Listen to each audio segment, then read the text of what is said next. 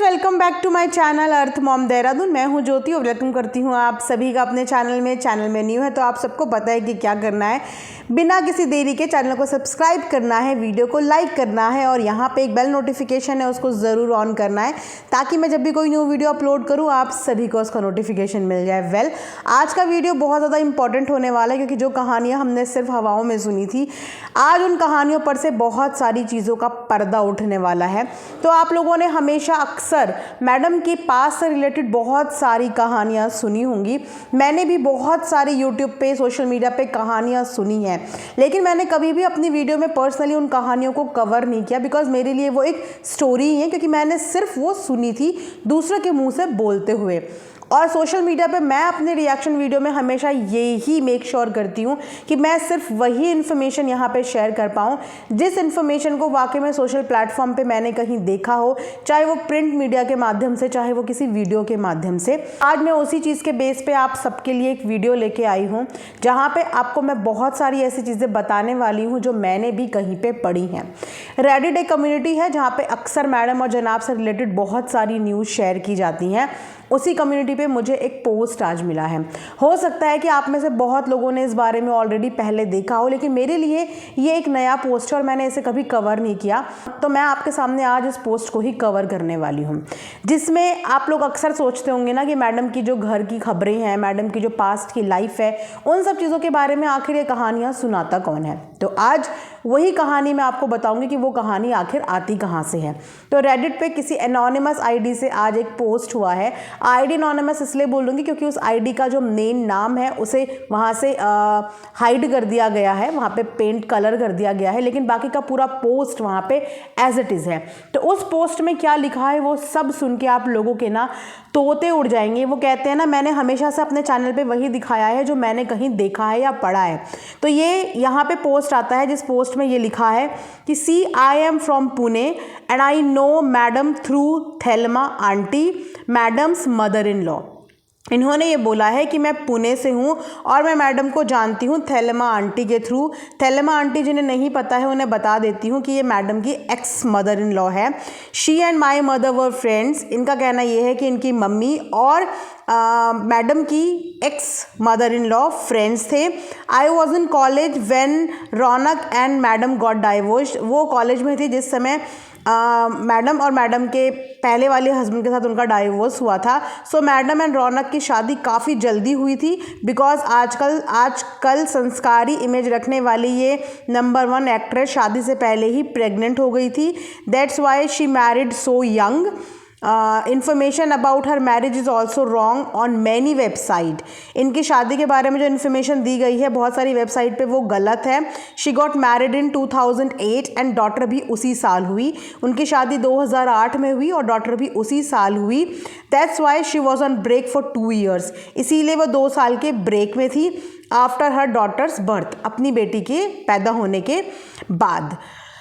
So after her daughter's birth, problem started in her marriage because she started complaining that उसका flying career रुक गया है। Daughter होने के बाद प्रॉब्लम्स घर में शुरू हो गई क्योंकि वो ये कंप्लेन करती थी कि मेरा करियर रुक गया है, मेरा फ्लाइंग का करियर रुक गया है। जैसे कि आप जानते हैं कि मैडम पहले एयरलाइंस में थी। She also blamed Raunak and that Alok help her getting serials because she wanted to explore something different field. तो वो अक्सर अपने एक्स हस्बैंड को ब्लेम किया करती थी इन सब चीज़ों के लिए। देन आलोक यानी कि जो रौनक के बड़े भाई हैं, उन्होंने हेल्प किया उनको सीरियल्स में काम करने के लिए क्योंकि वो अदर देन फ्लाइंग कुछ नया एक्सप्लोर करना चाहती थी। She kept her marriage and child hidden because mostly actresses are unmarried. वो अपनी शादी को भी और अपने बेबी को भी हिडन रखना चाहती थी बिकॉज आप जानते हैं कि इंडस्ट्री में थोड़ा शादीशुदा लड़कियों का करियर बनने में टाइम लगता है, तो इसीलिए उन्होंने अपने शादीशुदा मैरिटल स्टेटस को छुपा के रखा। And when she met her current husband, और जब वो जनाब से मिली ड्यूरिंग हर सीरियल के दौरान प्रॉब्लम और भी ज़्यादा बढ़ गई। शी वांटेड डाइवोर्स एंड बेटी की रिस्पॉन्सिबिलिटी भी नहीं चाहिए थी। वो डाइवोर्स लेना चाहती थी और उन्हें बेटी की रिस्पॉन्सिबिलिटी भी अपने साथ नहीं रखनी थी। 2011 में ही शी स्टार्टेड लिविंग सेपरेटली। 2011 में ही वो अलग रहने लगी थी एंड रौनक ने भी इजीली जाने नहीं दिया। She paid huge alimony for divorce. तो जो उनके एक्स हस्बैंड हैं उन्होंने भी इतनी आसानी से जाने नहीं दिया, उन्हें बहुत अच्छी खासी एलिमनी इस चीज़ पे ली गई। मैंने ये पोस्ट दोनों ही भाषा में ट्रांसलेट करके आप लोगों को बताया है ताकि जो हिंदी व्यूअर्स हैं उन्हें समझने में मुश्किल ना हो। तो ये एक ऐसा पोस्ट है, मैं यहाँ पे भी लगा दूँगी। उसके अलावा जिन्होंने पोस्ट किया है उन्होंने काफ़ी चैट भी, इंटरैक्ट भी किया है पब्लिक के साथ, पब्लिक के क्वेश्चंस के साथ, जहाँ पे किसी ने उनसे पूछा था कि अब बेबी कहाँ है, तो उन्होंने बोला कि when she was young she was in Pune and grandparents used to take care of her. बाद में उसको गोवा लेके गए for better environment and privacy. Grandparents and family keep visiting her. Caretaker ध्यान रखती है उसका जिस इंस्टीट्यूट में वो है। मतलब जब वो थोड़ी सी बड़ी हो गई तो ग्रैंड पेरेंट्स वहाँ पे थे, पुणे में थे, तो उन्होंने उसकी बेटर टेक केयर के लिए, बेटर एनवायरनमेंट के लिए बेटी को जो है वो गोवा में डाल दिया, क्योंकि आप जानते हैं कि उनकी जो बेटी है वो थोड़ा सा ऑटिस्टिक है। तो जो ऑटिस्टिक बच्चे होते हैं उनके लिए बहुत अच्छा एनवायरनमेंट और एक अच्छे इंस्टीट्यूट की ज़रूरत भी पड़ती है। तो उसके बेटर ट्रीटमेंट के लिए उनको गोवा के किसी इंस्टीट्यूट में एडमिशन करवाया गया है बेटी का। लेकिन जो उसके ग्रैंड पेरेंट्स हैं वो उनसे, बच्ची से मिलते रहते हैं, वहाँ पे आना जाना लगा रहता है। उसके अलावा इन्होंने ये भी बताया कि I am not her neighbour and even I don't know they have a daughter until my mom told me. I only knew Raunak recently got married to his girlfriend. Raunak की शादी को ऑलमोस्ट 1 साल बाद मेरी mamma told me that they have also a daughter and pregnancy was the reason they got married. Her acting career was also the reason she didn't want people to know about her marriage and child, and Ronak's family was okay with it, but after separation और भी ज़्यादा private हो गया, वो लोगों को private हो गया वो लोग to protect their child from media because she was only 2 years old and madam left her and starting living separately।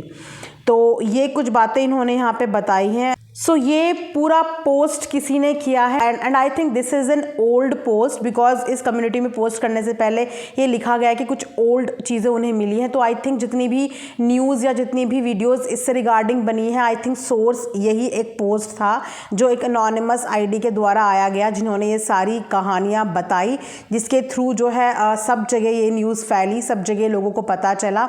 और आज मुझे जब ये आर्टिकल मिला तो मैंने भी ये आर्टिकल पढ़ा है। Please consider it as article only because इस चीज़ का भी कोई पुख्ता प्रूव नहीं है, क्योंकि अगर ये चीज़ें इतनी ज़्यादा सच्ची हैं, जेन्युइन है, ऑथेंटिक है, तो ये चीज़ें के साथ कोई सबूत मिलने चाहिए थे। क्योंकि एक नरेशन और एक स्टोरी आके कोई भी रैंडम बंदा है, कोई भी रैंडम आईडी आके बना सकती है, और हमें सिर्फ उन चीज़ों में बिलीव करना चाहिए जो हमने या तो अपनी आंखों से देखी हो या जिसके हमारे पास वैलिड ऑथेंटिक प्रूव हो। तो मैं इस चीज़ की पुष्टि इसीलिए नहीं करूँगी बिकॉज मैंने ये सिर्फ एक आर्टिकल पढ़ा है। इस आर्टिकल के साथ कोई भी सबूत, कोई भी प्रूफ, कोई भी ऑथेंटिक चीज़ अटैच नहीं है जिससे मैं आपको ये बोल पाऊँ कि नहीं ये बिल्कुल 100% सच है। मैंने अपनी आँख से कुछ नहीं देखा है, मैंने जैसे आर्टिकल पढ़ा आप सबके सामने डिस्प्ले किया। अब आप लोगों को इस पर विश्वास करना है तो आप कर सकते हैं, नहीं करना है तो आप नहीं कर सकते हैं। मेरा काम रिएक्शन देना था, चाहे वो मैं प्रिंट मीडिया के माध्यम से कोई आर्टिकल लेके आऊँ, कोई कंटेंट लेके आऊँ, चाहे मैं किसी वीडियो के माध्यम से लेके आऊँ। तो मुझे ये पूरा आर्टिकल मिला जो मैंने यहाँ पे आके डिस्प्ले किया। वेल इससे रिगार्डिंग आई थिंक मेरे से ज़्यादा नॉलेज आप में से बहुत सारे लोगों को है बिकॉज आप लोग बहुत टाइम से चीज़ें फॉलो कर रहे हैं, और मुझे भी आप में से ही बहुत सारे लोग जो है वो आके बताते हैं कि अच्छा ये कहानी भी है, ये कहानी भी है। तो अकॉर्डिंग टू दिस आर्टिकल इनका बोलना यही है कि जो मैडम है वो प्रेग्नेंट हो गई थी शादी से पहले ही, इसीलिए रश में उनकी शादी हुई। रश में शादी होने के बाद वो थोड़ा सा अपने करियर के लिए फोकस्ड हो गई, उन्हें करियर देखना था और उनको बेबी को संभालना, ऐसा लगता था कि मेरे करियर पे बात आ गई है, तो उनको वो करियर भी स्विच करना था, जिसमें आलोक ने उनकी हेल्प करी, यानी कि उनके ब्रदर इन लॉ ने उनको टीवी इंडस्ट्री में इंट्रोड्यूस किया। बट वहाँ पे उन्होंने अपनी शादी और अपनी बेटी की पूरी बात छुपाई करियर बनाने के लिए। उसके बाद प्रॉब्लम्स और ज़्यादा बढ़ गई, तो ब्रेकअप करने के लिए और डाइवोर्स लेने के लिए मैडम ने बहुत अच्छे खासे अमाउंट में एलिमनी नहीं ऑफ़र करी। दैट इज़ द रीज़न कि आज तक इनके हस्बैंड जो हैं वो कभी भी मुंह खोल के मीडिया के सामने आके उन्होंने कुछ भी नहीं बताया, ना ही कोई भी प्रीवेसी ब्रीच करी, बिकॉज एक अच्छा खासा ह्यूज अमाउंट देके उनका मुंह बंद करवाया गया था। अगर बेटी की बात करें तो बेटी ग्रैंड पेरेंट्स के पास रहती है, फ़िलहाल गोवा में किसी इंस्टीट्यूट में है जहाँ पे उनकी बहुत अच्छी टेक केयर कर रहे हैं। अगर एक्स हस्बैंड की बात करें तो वो भी अपनी गर्लफ्रेंड के साथ नाउ हैप्पीली मैरिड है। ये सब कुछ इस आर्टिकल के बेस पे मैं आपको सुना रही हूँ। तो अगर आपको ये सच्चा लगता है तो ओके, नहीं लगता है तो नो प्रॉब्लम।